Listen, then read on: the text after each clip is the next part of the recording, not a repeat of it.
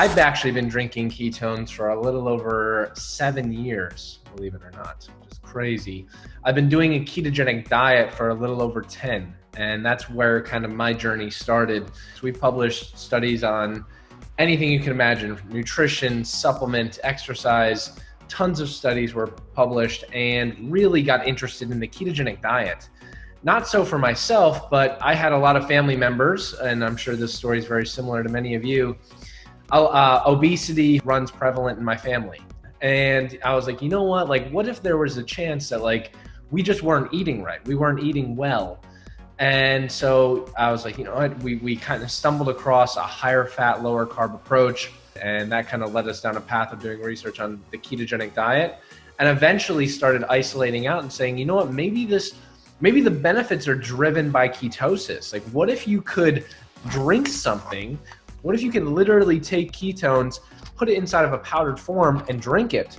And for us, that kind of started down this huge rabbit hole of figuring out, all right, how do you do this? And that's kind of when we met Brian Underwood, and kind of the conversation just grew from there of figuring out, how do we take this to the masses? It's not a supplement. And I think that's really, really interesting, is because you think about this, like when someone drinks protein, or if someone takes creatine, there's one real benefit of that, right? Like there's a one benefit. And at first, the main benefit of ketones are that they are a different fuel source than carbohydrates or glucose, particularly for your brain.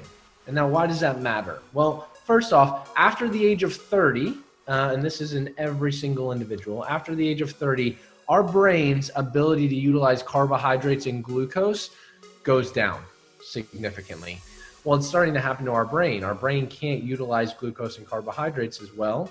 And so we have a totally other source of fuel. But before Prüvit, the only way that was really able to be accomplished was by extreme fasting or a ketogenic diet. And that's one.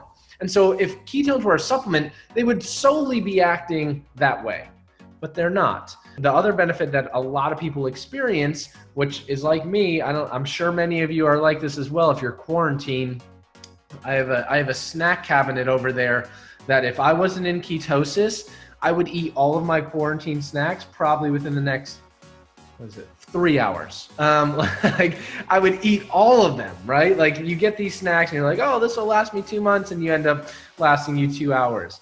That's very common, all of us. And that's because our hunger hormones are all over the place, right? When it's available to us, our hunger hormones are all out of whack.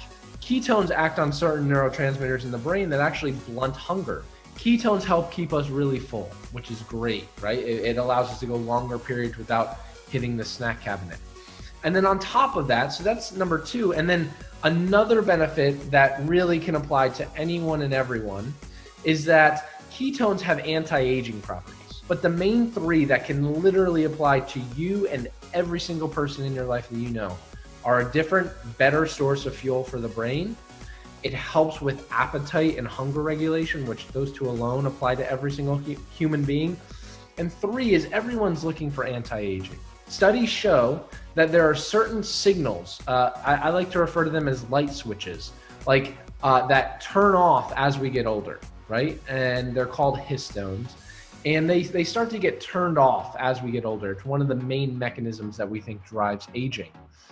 Ketones, and this has been shown over and over again in research, ketones actually act as like bodyguards to these light switches and say, you know what, nope, it's not time to turn off yet, let's keep the light switch on.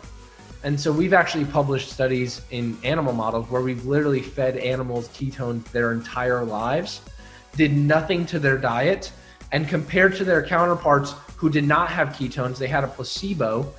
The animals that had ketones had overall better health when we kind of at the end of their life. And that was extremely promising, and kind of one of the things that blew my mind and said, wow, this is much, much bigger than just a fuel conversation.